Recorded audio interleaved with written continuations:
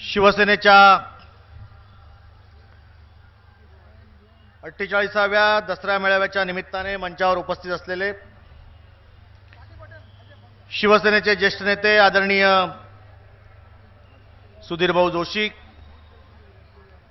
आदरणीय लीलाधर डाकेसाहेब, माजी विरोधी पक्षनेते शिवसेना नेते आदरणीय रामदासभाई कदम, आदरणीय शिवसेना नेते संजय राऊतजी, आदरणीय सुभाष देसाईजी, आदरणीय दिवाकर रावतेजी, लोकसभेतील शिवसेनेचे गटनेते आदरणीय खासदार अनंत गीतेजी, शिवसेना सचिव अनिल देसाईजी, विनायक राऊतजी, आदेश बांदेकर,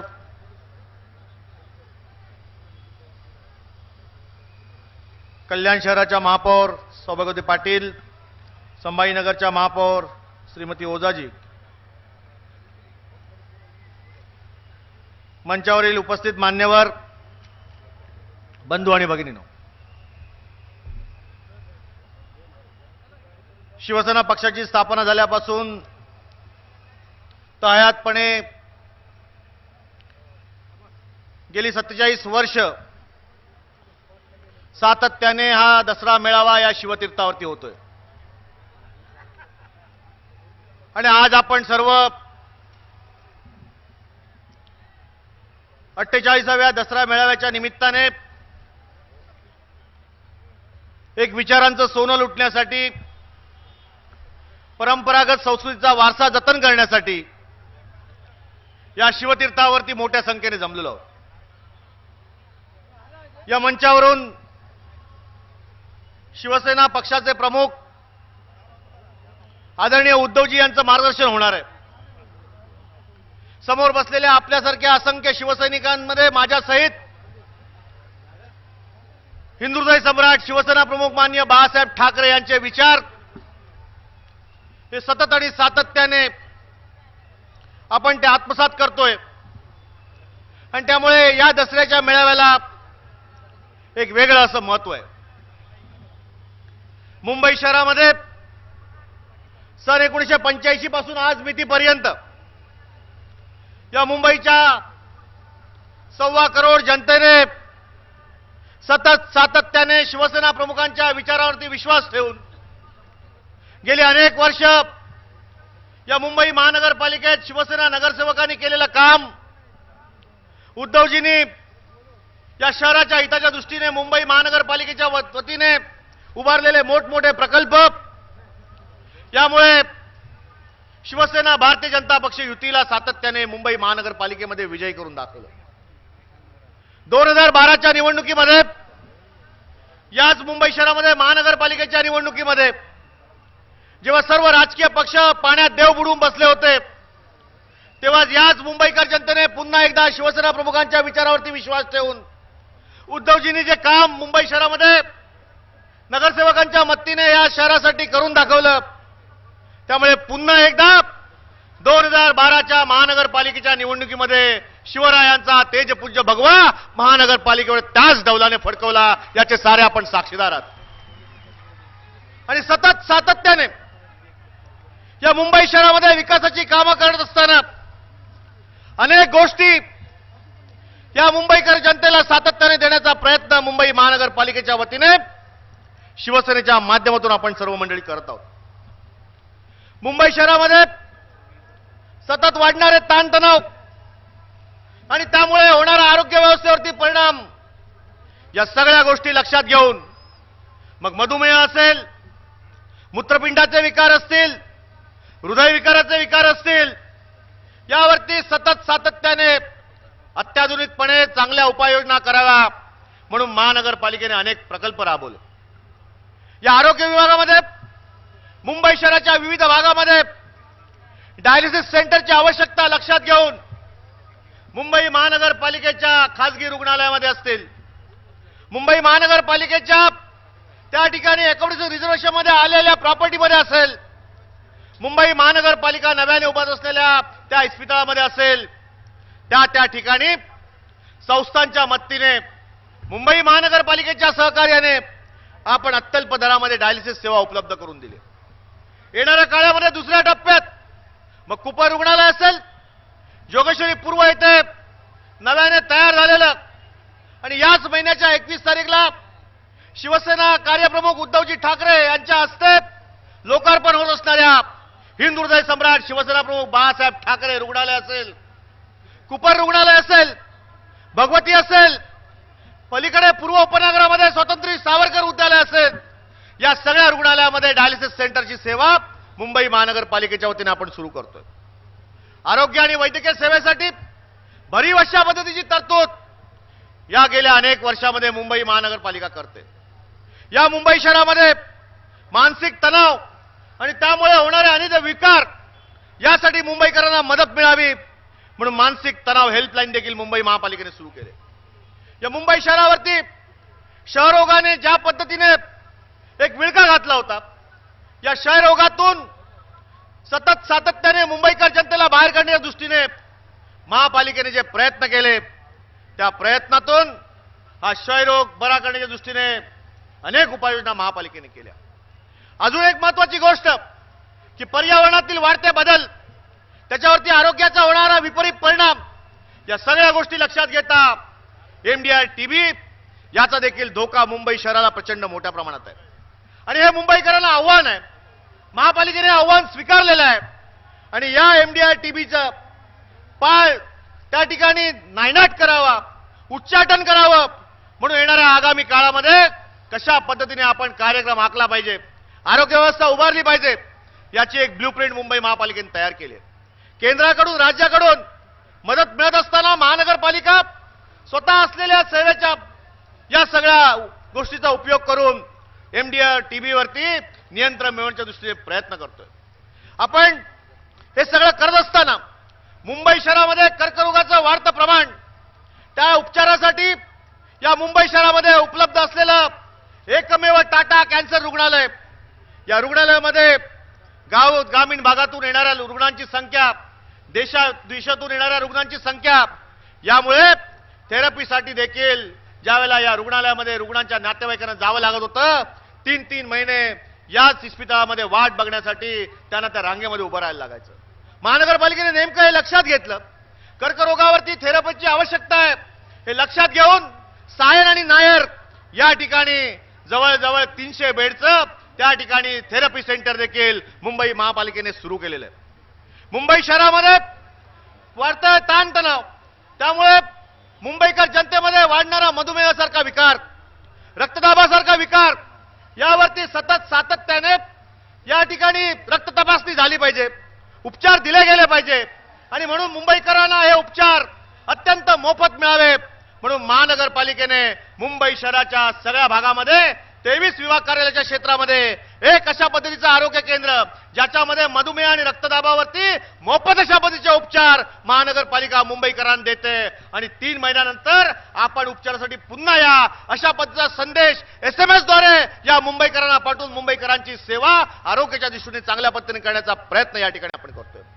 मुंबई शहरामध्ये MRI सारखी सेवा जी सायन KM नायर या ठिकाणी उपलब्ध होती, परंतु उपनगरामध्ये लोकसंख्या वाढते, पूर्व उपनगर असेल, पश्चिम उपनगरामध्ये देखील अशा पद्धतीची सेवा असावी म्हणून मुंबई शहरातील मुंबई महानगरपालिकेच्या पेरिफेरल रुग्णालयामध्ये शताब्दी रुग्णालय कांदिवलीचं असेल, पलीकडे असणारं स्वातंत्र्यवीर सावरकर उद्यालय असेल, या ठिकाणी देखील आपण या MRIच्या सेवा उपलब्ध करून दिलेल्या आहेत. मुंबई शहरामध्ये सायन KM नायरमध्ये मोठ्या प्रमाणामध्ये डॉक्टरांची उपलब्धता आहे.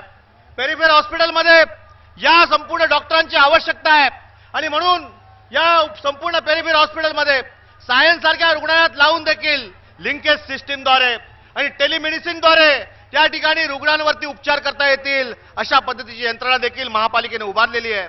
एक ना अनेक गोष्टी अशा पद्धतीने आरोग्य विभागामध्ये सुरू करून आपण अत्यंत चांगल्या पद्धतीच्या सेवा या मुंबई महानगरपालिकेच्या वतीने मुंबईकरांना देतोय आणि मुंबईकरांचं आरोग्य अत्यंत चांगलं राहावं यासाठी देखील आपण या दृष्टीने प्रयत्न करतोय. मुंबई शहरामध्ये सतत सातत्याने गेली अनेक वर्ष पिण्याच्या पाण्याच्या प्रश्नावरती अनेक वेळा चर्चा होतात. मुंबई शहरामध्ये आज मितीला जर आपण बघितलं तर या संपूर्ण मुंबई शहरामध्ये ठाणे जिल्ह्यातून मग तिकडे असणारे तानसा, भातसा या नदीमधून आपण मुंबई शहराकरता पाणी आणतो. प्रतिदिनी होत असणारा पाणी पुरवठा हा जवळजवळ 3100-3400 मिलियन गॅलन इतका आवश्यक आहे. आणि हे जे पाणी आहे ही मुंबई शहराची वाढती लोकसंख्या लक्षात घेता नवीन अशा पद्धतीचे पाण्याचे स्रोत निर्माण करणं हे देखील या शहराची आवश्यकता आहे. आणि म्हणून केंद्र सरकारने मागच्या वर्षी कुठच्या पद्धतीची मदत सर्वप्रथम न देता केवळ या प्रकल्पाला केंद्राकडून मंजुरी मिळाली. मुंबई महानगरपालिकेने अर्थसंकल्पामध्ये मध्य वैतरणा धरणामध्ये आर्थिक तरतूद करून जवळजवळ 1200-1300 कोटी रुपये खर्चून हे धरण ठराविक कालावधीमध्ये पूर्ण केलं आणि मुंबई शहराला जवळजवळ 455 दशलक्ष लिटर पाणी या निमित्ताने उपलब्ध होणार आहे. मुंबई शहरात या सगळ्या पाण्याचा ज्या पद्धतीने पुरवठा करणं आवश्यक आहे. ब्रिटिशकालीन 100 वर्षाच्या ज्या जलवाहिन्या आहेत त्यामुळे पाण्याची गळती, पाण्याची चोरी या गोष्टीवर नियंत्रण ठेवण्यासाठी मुंबई शहरामध्ये अनेक जलबोगदे आपण त्या ठिकाणी निर्माण केले. मग अनेक जलबोगद्याची नावं घेता येतील. मलबार हिल ते रुपारेल कॉलेज, किंग सर्कल ते शिवडी, भांडूप ते चारकोप, वेरवली ते यारी रोड असे अनेक बोगदे, जवळजवळ 16 बोगदे मुंबई महानगरपालिकेने जमिनीखाली 250 फूट खोल अशा पद्धतीने बांधले. आणि मुंबई शहर हे असं एक शहर आहे की आशिया खंडातली पहिली महानगरपालिका आहे, जगाच्या पाठीमागलं पहिलं शहर आहे की पाणी टनेलच्या माध्यमातून जवळजवळ 100 किलोमीटर लांबीचे बोगदे या मुंबई महानगरपालिकेने निर्माण केले आणि पाणी वाहून ते शहरापर्यंत आणण्याचं काम या महापालिकेने केलं. म्हणून या मुंबई शहराबद्दलचा गौरव इतर अनेक शहरांमध्ये केला जातो. या मुंबई शहरामध्ये अनेक गोष्टीचं महत्व आहे. मुंबई शहरातील महानगरपालिकेच्या शाळा, या शाळांमध्ये शिकणारे विद्यार्थी या मुंबईच्या महानगरपालिकेतील शिक्षणातील शाळेचा दर्जा उंचावला पाहिजे या दृष्टीने सातत्याने आपण प्रयत्न करतोय. धानुका समितीने केलेल्या शिफारसीनुसार शाळेची दुरुस्ती आपण करतोय, शिक्षकांची त्या ठिकाणी संख्या वाढवतोय, पण त्याचबरोबर विद्यार्थ्यांना दुपारच्या वेळेला मिठान्न दुधाची व्यवस्था या देखील गोष्टी आपण करतो आहोत. या संपूर्ण शहरामध्ये शिकणारे विद्यार्थी ज्यांना खासगी शाळेमध्ये जे शिक्षण दिलं जातं त्याच पद्धतीचं शिक्षण महानगरपालिकेच्या या शाळेतील विद्यार्थ्यांना दिलं पाहिजे अशा प्रकारची भावना घेऊन सतत आणि सातत्याने उद्धवजींनी गेले अनेक वर्ष प्रयत्न केलं. या मुंबई शहरामध्ये मुंबई महानगरपालिकेतील 400 शाळा या व्हर्च्युअल क्लासरूमने जोडल्या गेल्या.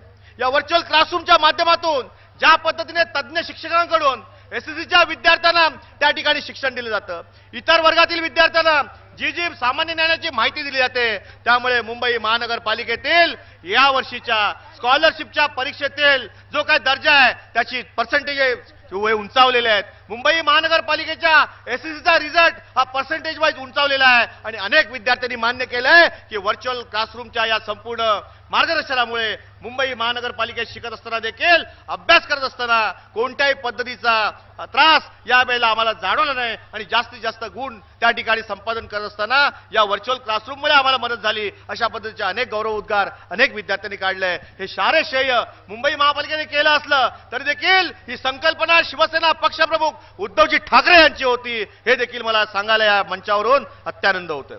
मुंबई शहरामध्ये रस्त्यांची जी परिस्थिती आहे, या मुंबई शहरामध्ये 1900 किलोमीटर लांबीचे रस्ते, या रस्त्यावरती दर पावसाळ्याच्या वेळेला अनेक रस्त्यावरती खड्डे की खड्ड्यात रस्ते अशा पद्धतीची सतत आणि सातत्याने टीका ही वृत्तपत्रामधून माध्यमातून आणि नागरिकांकडून होत असते. या रस्त्यावरील काही रस्ते एमएमआरडीएच्या ताब्यात आहेत, काही रस्ते मुंबई महानगरपालिकेकडे आहेत, काही रस्ते पीडब्ल्यूडी कडे आहेत. परंतु रस्ते कोणाच्याही कुठच्याही ऑथॉरिटीच्या ताब्यात असले तरी देखील प्रत्येक रस्त्यावरती खड्डा हा बुजवला पाहिजे. माझ्या मुंबईकरांना कुठच्या पद्धतीचा त्रास होता का म्हणे या भावनेतून सतत आणि सातत्याने या रस्त्याचं सिमेंटीकरण, रस्त्याचं त्या ठिकाणी अस्फाल्टीकरण या कामासाठी महानगरपालिकेने प्राधान्य दिलंय. 1000 कोटीचे रस्ते येणाऱ्या काळामध्ये येणाऱ्या 2-3 महिन्यामध्ये याचं काम आपण सुरू करतोय. स्थायी समितीने मंजुरी दिलेली आहे. सिमेंट काँक्रीटचे 555 किलोमीटरचे रस्ते मुंबई शहरामध्ये आपण बांधून पूर्ण केलेले आहेत आणि उर्वरित देखील रस्त्याचं काम येणाऱ्या काळामध्ये आपण करणार आहोत. या सगळ्या गोष्टी सांगत असताना मुंबई शहरामध्ये सतत सातत्याने भेडसावत असणारा जो प्रश्न आहे तो कचऱ्याचा प्रश्न आहे आणि या कचऱ्याच्या प्रश्नावरती सतत सातत्याने या कचऱ्याची विल्हेवाट लावावी म्हणून नवीन नवीन तंत्रज्ञान या ठिकाणी उपलब्ध होत असतं. मुंबई शहरातील 6000 मेट्रिक टन कचरा जो निर्माण होतो तो डम्पिंग ग्राउंडवर शास्त्रोक्त पद्धतीने विल्हेवाट लावण्याच्या दृष्टीने मग भांडीपचं डम्पिंग ग्राउंड असेल, या ठिकाणी असणाऱ्या गोराईचं डम्पिंग ग्राउंड असेल, बोरवलीमध्ये असणाऱ्या डम्पिंग ग्राउंडवरती शास्त्रोक्त पद्धतीने त्या ठिकाणी आपण त्या प्रक्रिया करून हे संपूर्ण डम्पिंग ग्राउंड आपण बंदिस्त केलंय. अशा पद्धतीचं काम महापालिका करत असताना मुंबई शहर इतर प्रगत शहराप्रमाणे कचऱ्यावरती विल्हेवाट राहून त्यापासून ऊर्जा निर्मिती करावी, वायूची निर्मिती करावी, गॅस उपलब्ध करावा, अशा पद्धतीने गेल्या अनेक वर्ष आपण काम करतोय. अशा पद्धतीच्या आशावाद घेऊन काम करतोय. आणि मला सांगायला आनंद वाटेल की मुंबई शहराच्या 6 झोनमध्ये 1,000 टनचे अशा पद्धतीचे कचऱ्यापासून वीज निर्मितीचे प्रकल्प, वायू निर्मितीचे प्रकल्प, गॅस निर्मितीचे प्रकल्प महानगरपालिका सुरू करते. त्यापैकी एक प्रकल्प आपण लवकरात लवकर कार्यान्वित करतोय आणि लोकार्पण म्हणून मुंबईकर जनतेला अर्पण करतोय. आणि अशा पद्धतीने मुंबईत होणाऱ्या कचऱ्याची विल्हेवाट लावण्याच्या दृष्टीने अनेक चांगली कामं मुंबई महानगरपालिकेच्या वतीने आपण करतोय. मुंबई शहरातील रस्त्याची स्वच्छता असेल, मुंबई शहरामध्ये सातत्याने निर्माण होणारा जैविक कचरा त्यावरती उपाययोजना करण्याच्या दृष्टीने नवीन तंत्रज्ञान वापरण्याची गोष्ट असतील, मुंबई शहराच्या या संपूर्ण भागामध्ये ज्या दोन्ही बाजूला असणाऱ्या हायवेवरती त्या ठिकाणी महिलांसाठी पुरुषांसाठी त्या शौचालयाची व्यवस्था असली पाहिजे, या भावनेतून गेली अनेक वर्ष राज्य सरकारकडे पाठपुरावा करून अलीकडच्या काळामध्ये त्याची पत्र उपलब्ध झाली आहेत. मुंबई महानगरपालिका हायवेच्या दुतर्फा देखील या नागरिकांची आवश्यकता लक्षात घेऊन त्या ठिकाणी आपण शौचालय आणि त्या ठिकाणी असणाऱ्या नागरिकांच्या अनेक व्यवस्थेच्या दृष्टीने आपण अशा प्रकारचे प्रकल्प उभारतोय, जेणेकरून मुंबईकर नागरिकांना या संपूर्ण गोष्टीमुळे फायदा होणार आहे. मुंबई शहरातील या संपूर्ण राहणाऱ्या ज्येष्ठ नागरिकांना अत्यंत चांगल्या पद्धतीने सेवा सुविधा या महानगरपालिकेने दिल्या पाहिजेत. मुंबई महानगरपालिकेतील या संपूर्ण भागामध्ये राहणाऱ्या ज्येष्ठ नागरिकांना धोरण निर्माण करून त्यापासून अंमलबजावणी करून तात्काळ अशा पद्धतीच्या उपाययोजना दिल्या पाहिजे. या भावनेतून केंद्र सरकारने, राज्य सरकारने अशा पद्धतीचं ज्येष्ठ नागरिकांचं धोरण जाहीर करावं, अशा पद्धतीचा वटहुकूम काढला. परंतु मला सांगायला आनंद वाटेल, या शहराचा महापौर म्हणून मला या व्यांच्यावरून आपल्यापर्यंत बोलताना आनंद वाटेल की आशिया खंडातील पहिली महापालिका आहे जिने मुंबई महानगरपालिकेच्या वतीने ज्येष्ठ नागरिकांचं धोरण तयार केलं, त्याची अंमलबजावणी केली, घोषणा केली आणि ज्येष्ठ नागरिकांपर्यंत त्याची अंमलबजावणी करून त्यांना त्या सेवा सुविधा देण्याच्या दृष्टीने सतत आणि सातत्याने मागील 6 महिन्यामध्ये आपण प्रयत्न करतोय. आणि त्याहीपेक्षा मुंबई शहरातील उद्यानं असतील, मैदानं असतील, या सगळ्याचा विकास चांगल्या पद्धतीने करण्याच्या दृष्टीने महापालिका प्रयत्न करते. अशी एक ना अनेक कामं, ज्या कामाबद्दल सतत सातत्याने मुंबईकरांना ज्या म्हणून सेवा सुविधांची अपेक्षा असते, त्या सगळ्या सेवा सुविधा चांगल्या पद्धतीने देण्यासाठी महानगरपालिका मागील अनेक वर्षापासून शिवसेना पक्षप्रमुख उद्धवजी ठाकरे यांच्या नेतृत्वानुसार, शिवसेनेचे युवा नेते आदित्य ठाकरे यांच्या संकल्पनेनुसार अनेक प्रकल्प आपण त्या ठिकाणी राबवतोय. शिवसेना भारतीय जनता पक्षाचे नगरसेवक सतत सातत्याने या दृष्टीने चांगलं काम करण्याचा प्रयत्न करतायत आणि मुंबई शहरातील 1.25 कोटी जनतेला महापालिकेच्या वतीने चांगलं काम देण्याच्या दृष्टीने आपण एक प्रयत्न करतोय. हा शिवतीर्थावरती हा मेळावा होतोय. मलेरियाचा नायनाट करणं, डेंग्यूचं आलेलं संकट, क्षयरोगाचं संकट, या सगळ्या गोष्टीवर मात करण्यासाठी महापालिका जी सतत सातत्याने प्रयत्न करते, या शहराचा महापौर म्हणून या मंचावरून आपल्या शिवसैनिकांपर्यंत महापालिकेने मागील अनेक वर्षामध्ये केलेली कामं उद्धवजीच्या नेतृत्वाखाली जी केलीत ती आपल्यापर्यंत पोहोचावी म्हणून हा आढावा घेतला. आपल्या सगळ्यांचं या शहराचा महापौर म्हणून या दसरा मेळाव्यामध्ये 1.25 कोटी जनतेच्या वतीने मनपूर्वक स्वागत करतो. इथेच थांबतो. जय हिंद, जय महाराष्ट्र.